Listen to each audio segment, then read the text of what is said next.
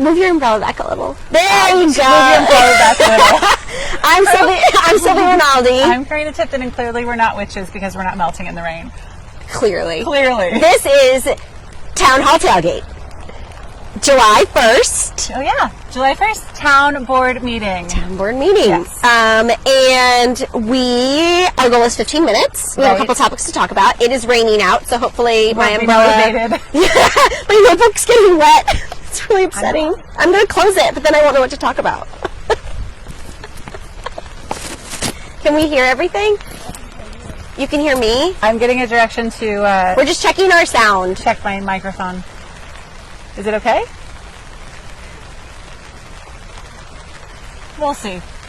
I'll just talk louder. Just yell. It's raining. Just yell. Okay. Okay.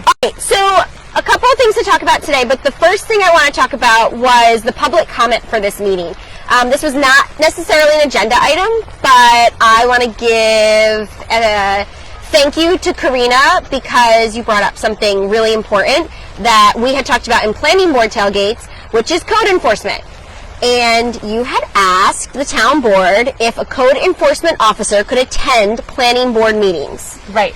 Because the planning board is getting a ton of code enforcement questions, but they are not code enforcers. Right. And I just figured the town board employs the code enforcement officer, so it would be their call. Right. So that's why I brought it up tonight. Yeah, and we talked about it in town hall tailgates. So I'm really glad that you wrote it down as a note and brought it up. Yeah. So basically, there was the supervisor responded that people know how to get in touch with Jim Farr. So I am not sure that that's the case because people are consistently coming to the planning board with complaints about things that are really code enforcement issues. And so I just wanted to tell everybody how to get in touch with Jim Farr. Jim Farr is the code enforcement officer. Yeah. So if there is a problem with either like one example that recently came up is the bad signage, the incorrect signage on Amazon. Yeah. Right? Where Amazon put the wrong signs in the entrance for the trucks versus the employees. That wasn't supposed to be there. It was actually a mistake. So that needed to be corrected.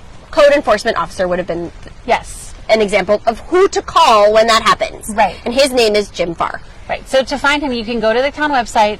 You have to go to departments, building inspector, and then you will find Jim Farr's name as well as the building inspector and then another code enforcement officer who's in charge of property maintenance issues. So there's two different people, but you want to go for Jim Farr. He's in charge of the large industrial properties, and his phone number is there. You can send him an email. In case you can't find that spot on the website, it's 914-474-1980. And his email is jfarr, F-A-R-R, at far-engineering.com. So, I mean, it's not, one of the things that came up in the planning board this week was, who am I supposed to call in the middle of the night? I don't think we really have an answer for that, but this is the place that you should go to just be like, something squirrely is going on. Can you confirm that this is appropriate? Right. Yeah. And I have to admit, I was looking for his contact information on my phone, and literally you were like, I was like, I cannot find it. Like, I'm glad that you're saying this because the mobile site is really hard. Yeah. So, all right. Moving on. Let's talk about comp plan because that's like the biggest news of the night. Mm-hmm. Really? So, too long didn't read. The town board approved the comp plan today, and everybody applauded, which was really great. I mean, I felt really good about it because I worked on the comp plan, and I'm really glad it was approved. I am so happy that it was approved. Like, let's just do it. Yeah. Oh my goodness. So they approved it, and then they talked about plan for implementation, which is great because that's like what we all needed to know. So they said that they're going to roll it out in at least 4 phases, but 1 and 2 are going to start pretty quickly. Right. So now that the comp plan is all of the land use and the intention for the town, including all of these goals and objectives that were developed as part of the comp plan process, like things that the community brought to the hearings, all of that stuff needs to get codified. And the big codification is the zoning code. The zoning code needs to be updated. So they're going to split it up into these phases. They said they were going to first tackle the things that were going to be impacted by the moratorium expiring, and then other things as they roll out. Things that are a little bit more difficult but are still really important. They'll tackle in phase 2, so they'll start working on them right away. But it might take a little bit longer. Right. And the idea is that they're just going to get to work. So what was that date that they said? They set some goals. Yeah, so they did. So phase 1, which is going to be what they call it, it's going to be like land use rules. One of the examples they gave is performance buffering, which is regulations about what happens when two zones that are different types are right next to each other. For example, if industrial next to a residential, how much space needs to be in between those, right? That's one example. That's just an example that they gave.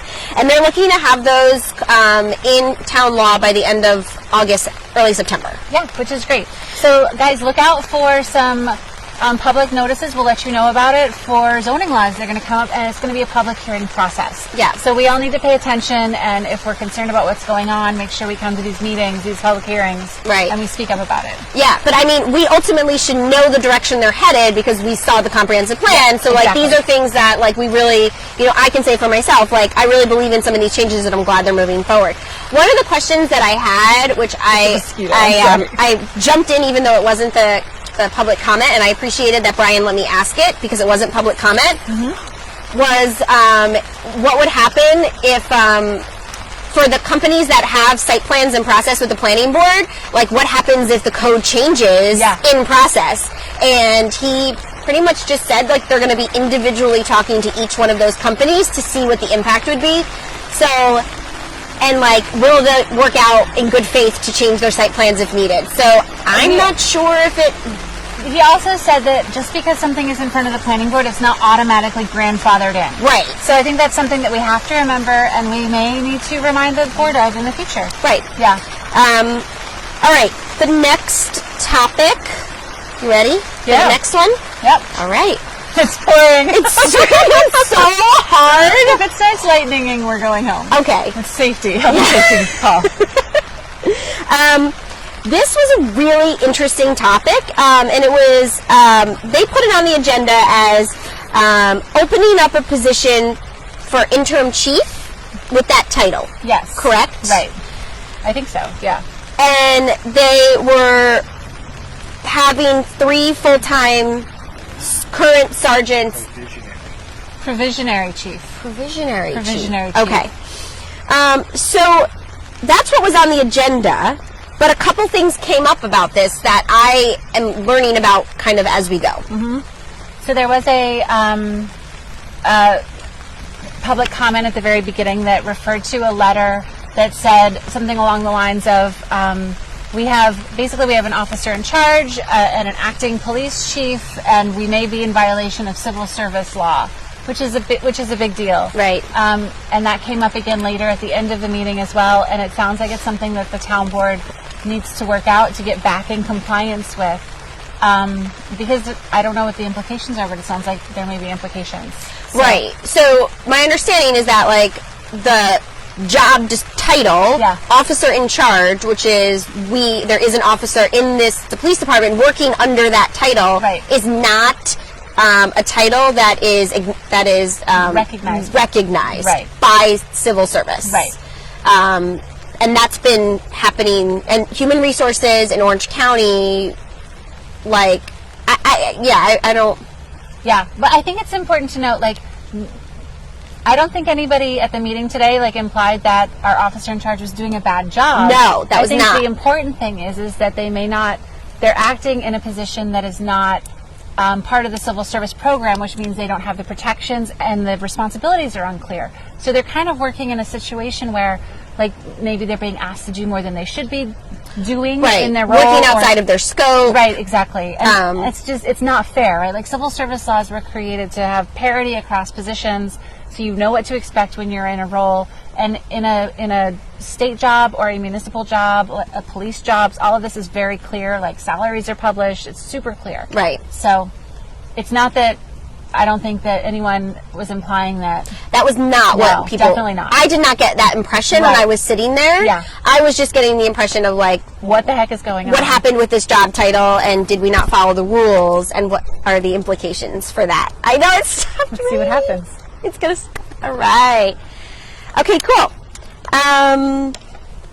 The last top... Oh, my God, it's so... My stuff is so wet. My ink is running. It is.